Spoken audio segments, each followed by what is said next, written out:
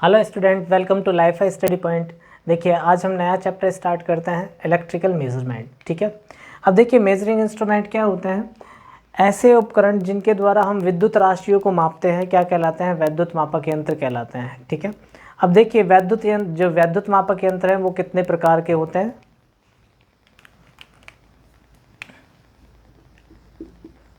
Types of measuring instrument.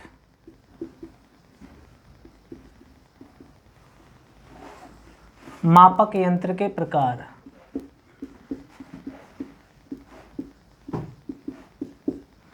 कि देखिए, generally जो हम मेजरिंग इंस्ट्रूमेंट यूज़ करते हैं वो 3 टाइप के मेजरिंग इंस्ट्रूमेंट यूज़ करते हैं। कौन कौन से? इंडिकेटिंग इंस्ट्रूमेंट,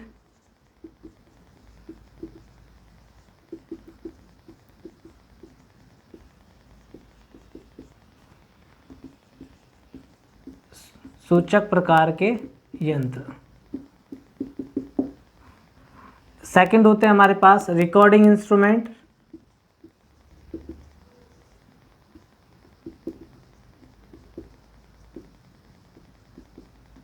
जिन्हें हम बोलते हैं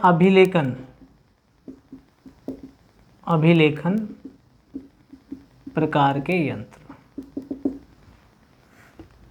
थर्ड, इंटीग्रेटिंग इंस्ट्रूमेंट, जिन्हें हम बोलते हैं समाकलन प्रकार के यंत्र।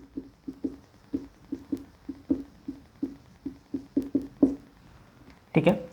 तो देखिएगा कि सामान्यतः जो क्लासिफाई किए जाते हैं इंस्ट्रूमेंट वो हमारे पास कितने प्रकार के होते हैं? 3 प्रकार के होते हैं। सूचक प्रकार के यंत्र, अभिलेखन प्रकार के यंत्र और समाकलन प्रकार के यंत्र। क्लियर है चीज़? ठीक है। अब देखिएगा, वर्किंग प्रिंसिपल के अनुसार, यानी कि जो कार्य सिद्धांत है उनके अनुसार अपने पास क्या है, इंस्ट्रूमेंट और भी आगे क्लासीफाई किए जाते हैं। जैसे अपने पास क्या हो गया, हॉट वायर इंस्ट्रूमेंट हो गया, इलेक्ट्रोस्टैटिक इफेक्ट पे जो बेस होते हैं, इस टाइप के। लेकिन मेन जो है अपने पास जो डिज़ाइन किए जाते हैं, अब देखिए इंडिकेटिंग इंस्ट्रूमेंट जो हैं वो किस टाइप के होते हैं, पहले इसके बारे में चर्चा करते हैं हम। अपने पास हेडिंग डालिएगा, इंडिकेटिंग इंस्ट्रूमेंट।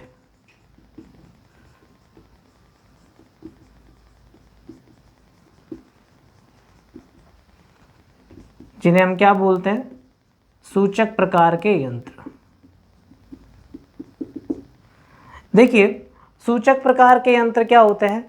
इस प्रकार के यंत्रों में एक तो पैमाना होता है, दूसरा क्या होता है, एक संकेतक होता है। ठीक है। यानी कि एक स्केल होगा, इधर देखिएगा, ये अपने पास क्या हो गया, एक स्केल हो गया।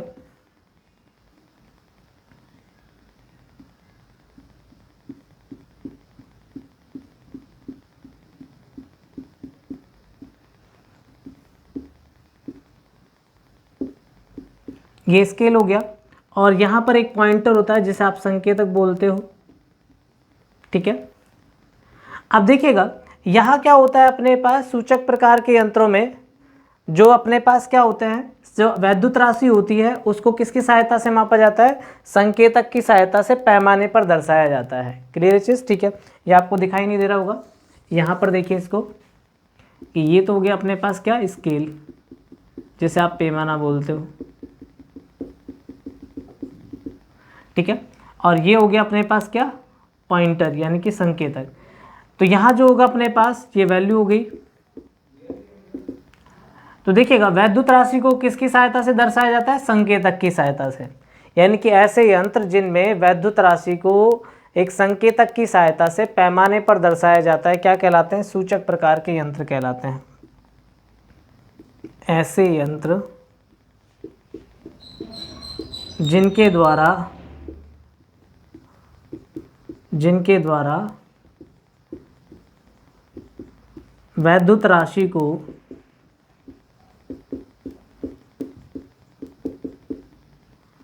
संकेतक की सहायता से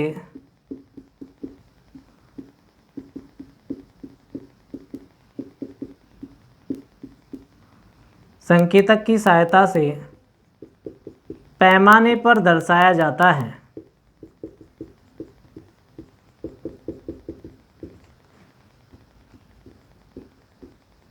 सूचक प्रकार के यंत्र कहलाते हैं।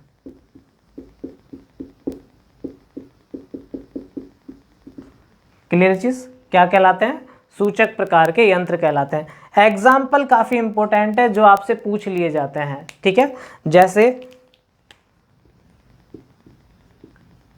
एमीटर हो गया, वाट मीटर हो गया, वोल्ट मीटर हो गया, इत्यादि, ठीक है। बस इतना याद रखना है आपको कि जो अपने पास इंडिकेटिंग इंस्ट्रूमेंट होंगे वहाँ एक पॉइंटर होगा और एक स्केल होगा। जो भी अपने पास मेजरिंग क्वांटिटी होगी उसे अपने पास पैमाने पर किसकी सहायता से दर्शा देते हैं? संकेतक की सहायता से, ठीक है। दूसरा देखते हैं, दूसरा यंत्र है अपने पास रिकॉर्डिंग प्रकार के। कौन से हैं? रिकॉर्डिंग।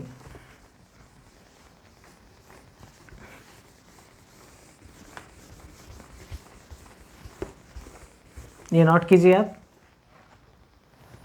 सेकंड देखते हैं रिकॉर्डिंग इंस्ट्रूमेंट। रिकॉर्डिंग इंस्ट्रूमेंट जिन्हें हम क्या बोलते हैं? अभिलेखन यंत्र। अब देखिए अभिलेखन प्रकार के यंत्र क्या होते हैं अपने पास। इस प्रकार के यंत्रों में क्या होता है अपने पास? पेपर और पेंसिल की सहायता से क्या होता है? वैद्युत राशि को ग्राफ पर दर्शाया जाता है। यानी कि जो यूज़ किया जाएगा पेपर और पेंसिल का यूज़ किया जाएगा। जैसे इसके एग्जाम्पल होते हैं, एक तो CRO हो गया और रिकॉर्डिंग वोल्टमीटर हो गया। तो लिखिएगा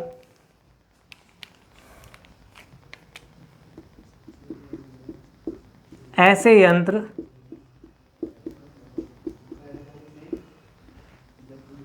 जिनके द्वारा वैद्युत राशि को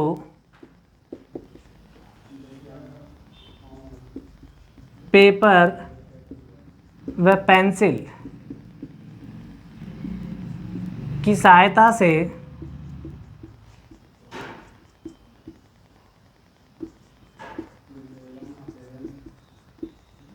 ग्राफ पर दर्शाया जाता है।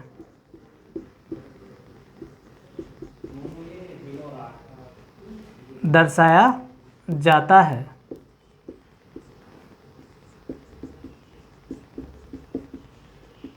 अभिलेखन प्रकार के यंत्र कहलाते हैं।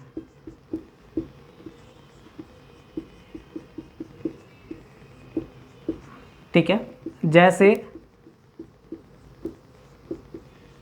ग्राफ हो गया, रिकॉर्डिंग वोल्टमीटर, ठीक है। ये इसका एग्जाम्पल हो गया। क्लियर चीज़, ठीक है। अब देखिएगा नॉर्मली जो आपके एग्जाम में क्वेश्चन बनता है वो यही पूछा जाता है कि पेपर व पेंसिल की सहायता से पेपर व पेंसिल का उपयोग किस प्रकार के यंत्रों में किया जाता है। तो आंसर क्या होगा? Recording instrument. क्लियर चीज़, ठीक है। थर्ड देखते हैं अपने पास। थर्ड अपने पास जो इंस्ट्रूमेंट आते हैं, यानी तीसरे इंस्ट्रूमेंट जो हैं वो है अपने पास इंटीग्रेटिंग इंस्ट्रूमेंट, जिन्हें हम क्या बोलते हैं? समाकलन प्रकार के यंत्र बोलते हैं।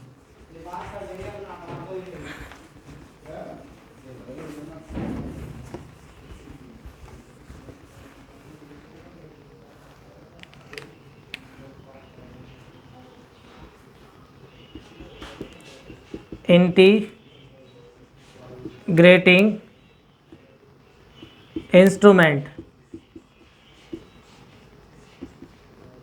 इंटीग्रेटिंग इंस्ट्रूमेंट जिन्हें क्या बोलते हैं? समाकलन प्रकार के यंत्र। देखिए इंटीग्रेटिंग इंस्ट्रूमेंट में क्या होगा कि जो अपने पास इलेक्ट्रिकल क्वांटिटी होगी उसे मेजर किया जाएगा किसके रेस्पेक्ट में? स्पीड यानी गति और आवर्तकाल, समय के रेस्पेक्ट में। क्लियर चीज, ठीक है। ऐसे यंत्र जिनके द्वारा वैद्युत राशि को गति तथा आवर्तकाल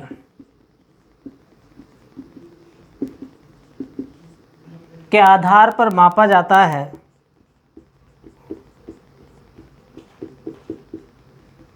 समाकलन प्रकार के यंत्र कहलाते हैं। समाकलन प्रकार के यंत्र कहलाते हैं। ठीक है, क्लियर चीज। जैसे एग्जाम्पल लिखिए, जैसे ऊर्जा मापी,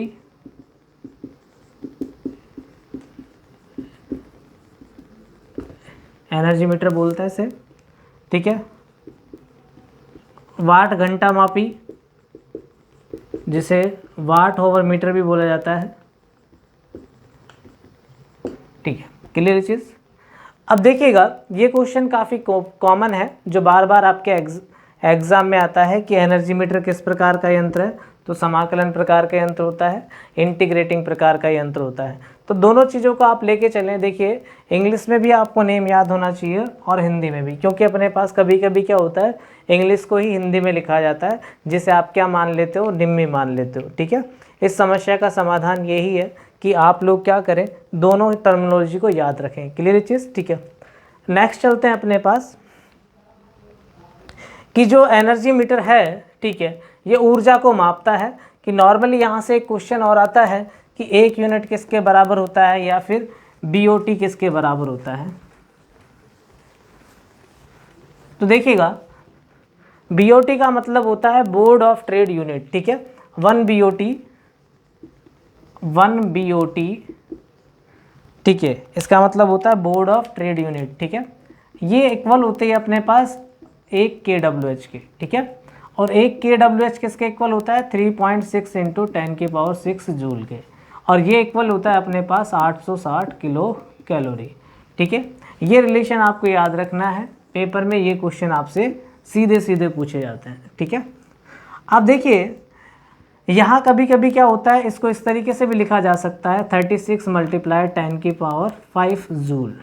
ठीक है, क्लियर चीज़। या इसे इस तरीके से भी लिखा जा सकता है, ये हो गया अपने पास 86,000 कैलोरी। ठीक है, किलो कैलोरी में होगा तो 860 होगा, और कैलोरी में होगा तो अपने पास कितना होगा, 86,000 होगा। क्लियर चीज़, 86,000। तो इस चीज़ पे थोड़ा सा विशेष ध्यान दें आप। क्लियर चीज़।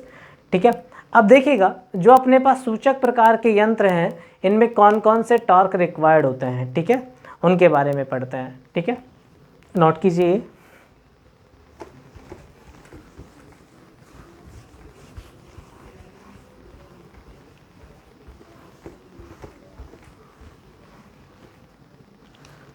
हेडिंग डालेगा, सूचक प्रकार के यंत्रों में कार्यरत बल आघूर्ण।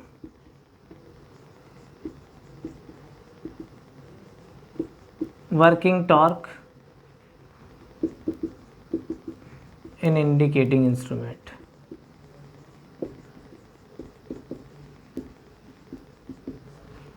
ठीक है, सूचक प्रकार के यंत्रों में कार्यरत बल आघूर्ण।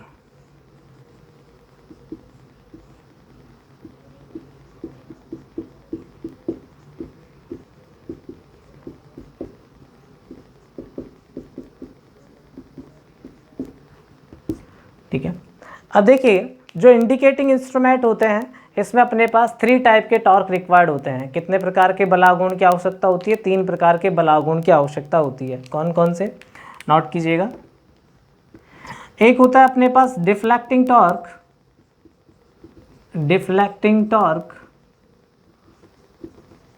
जिसे आप बोलते हो विक्षेपण बल आघूर्ण।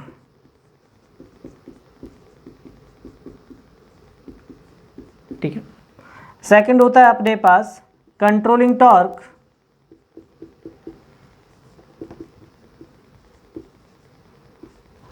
नियंत्रक बल आघूर्ण।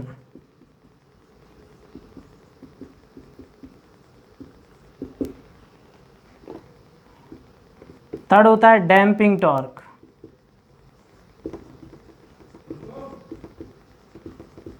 अवमंदक बल आघूर्ण।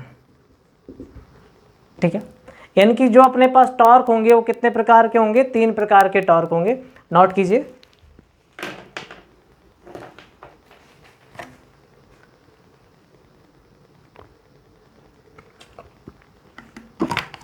देखिए, डिफ्लेक्टिंग टॉर्क क्या होता है, किससे प्राप्त होगा इसके बारे में चर्चा करेंगे।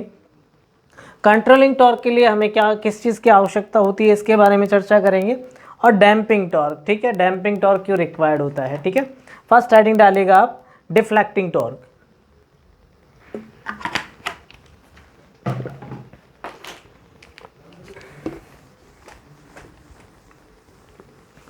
डिफ्लेक्टिंग टॉर्क,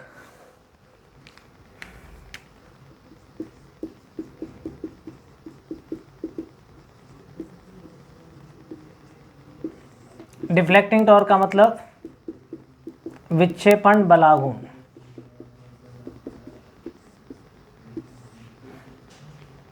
ठीक है, अब देखिएगा कि ये अपने पास क्या रहा, ये होगा अपने पास स्केल,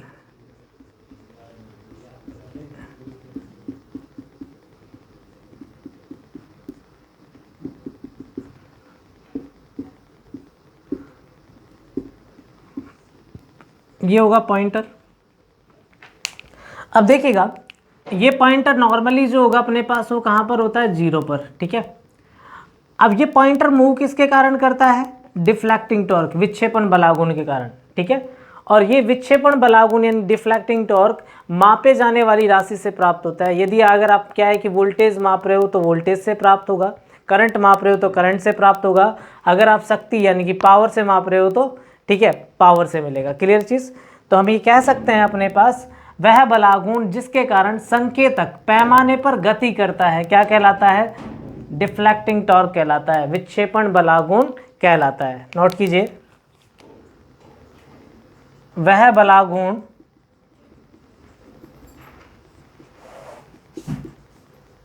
जिसके कारण संकेतक पैमाने पर गति करता है, विक्षेपण बलागुण कहलाता है। अब देखिए विक्षेपण बलागुण किससे प्राप्त होगा, मापे जाने वाली राशि से प्राप्त होगा, ठीक है। विक्षेपण बलागुण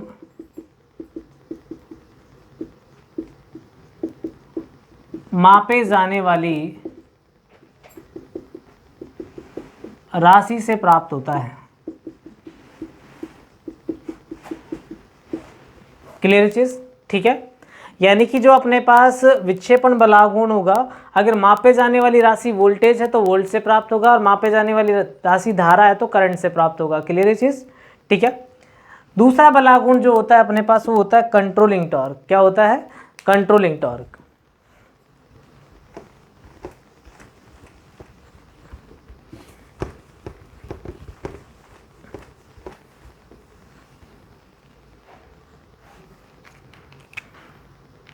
कंट्रोलिंग टॉर्क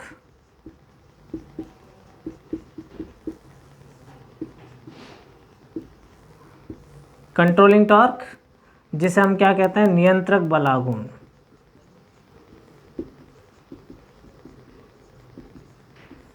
ठीक है। अब देखिएगा कि जब पैमाने पर अपने पास ये पॉइंटर गति करता है, मूव करता है, ठीक है, तो इसकी जो गति है उसको स्थिर करने के लिए, ठीक है, पैमाने पर संकेतक की गति को स्थिर करने के लिए, ठीक है, तो इसके अपोजिट डायरेक्शन में एक टॉर्क लगता है जिसे बोलते हैं कंट्रोलिंग टॉर्क। क्या बोलते हैं, कंट्रोलिंग टॉर्क। ठीक है, तो पॉइंट लिखिएगा, पैमाने पर संकेतक की गति को नियंत्रित करने हेतु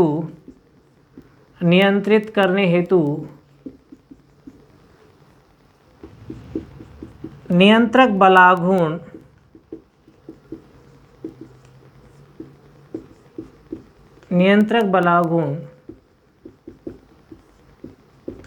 की आवश्यकता होती है। अब देखिए नियंत्रक बलागुण जो प्राप्त होगा ये अपने पास कंट्रोल स्प्रिंग से भी प्राप्त होता है और ग्रेविशनल फोर्स गुरुत्वीय त्वरण से भी प्राप्त होता है। मूविंग आयरन जो इंस्ट्रूमेंट है वहाँ जो यूज़ करेंगे वहाँ हम गुरुत्वीय त्वरण यूज़ करेंगे, और वो भी अपने पास कौन से, वोल्ट टाइप इंस्ट्रूमेंट में देखेंगे। तो देखिएगा नियंत्रण के लिए फॉस्फोर ब्रॉन्ज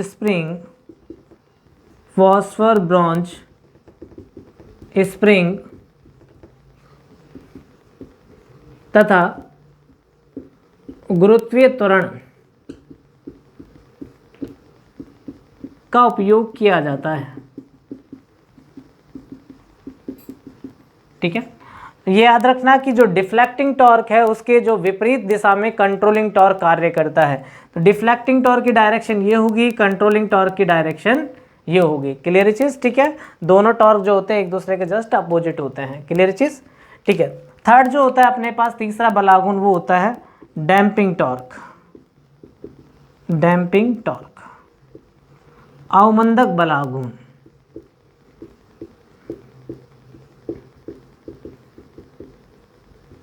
ठीक है, क्लियर चीज। अब देखिए कि पॉइंटर जो है अपने पास वहां रुकेगा जहां अपने पास डिफ्लेक्टिंग टॉर्क और कंट्रोलिंग टॉर्क दोनों बराबर हो जाए। अब ऐसा तो है नहीं कि दोनों एक्चुअली अपने पास वास्तविक रूप से बैलेंस हो, संतुलित अवस्था में हो। ये भी हो सकता है कि डिफ्लेक्टिंग टॉर्क ज़्यादा हो कंट्रोलिंग टॉर्क से। ये कंडीशन भी हो सकती है कि कंट्रोलिंग टॉर्क डिफ्लेक्टिंग टॉर्क कम रहा हो किससे, कंट्रोलिंग टॉर्क से।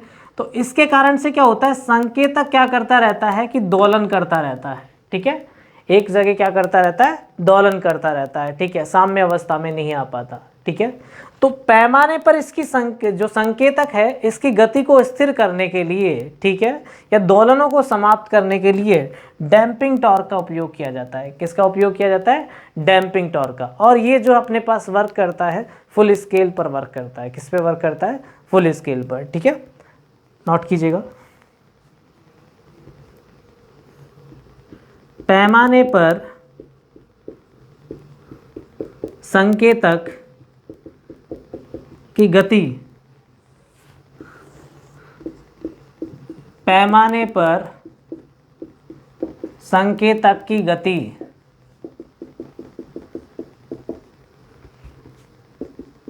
को स्थिर करने हेतु या दोलनों को समाप्त करने हेतु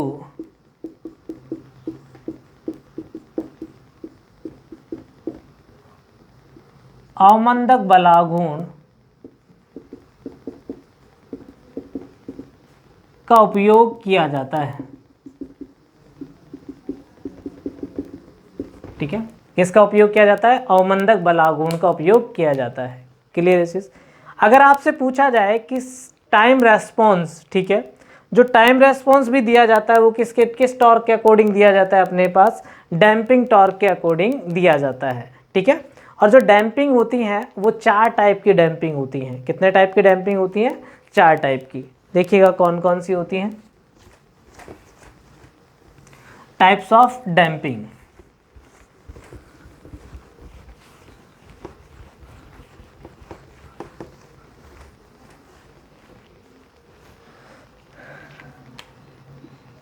टाइप्स ऑफ डैम्पिंग, डैम्पिंग के प्रकार, यानी कि अवमंदन के प्रकार। तो डैम्पिंग देखिए 4 प्रकार की कौन कौन सी होती है।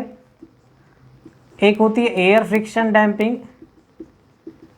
एयर फ्रिक्शन डैम्पिंग जैसे क्या बोलते हो, वायु घर्षण अवमंदन। सेकंड होती है eddy current damping. Eddy current damping जिसे आप बोलते हो भंवर धारा अवमंदन। भंवर धारा अवमंदन। ठीक है, थर्ड होती है अपने पास फ्लूइड फ्रिक्शन डैम्पिंग। ठीक है, जिसे बोलते हैं द्रव घर्षण। ठीक है, फोर्थ होती है इलेक्ट्रोमैग्नेटिक डैम्पिंग।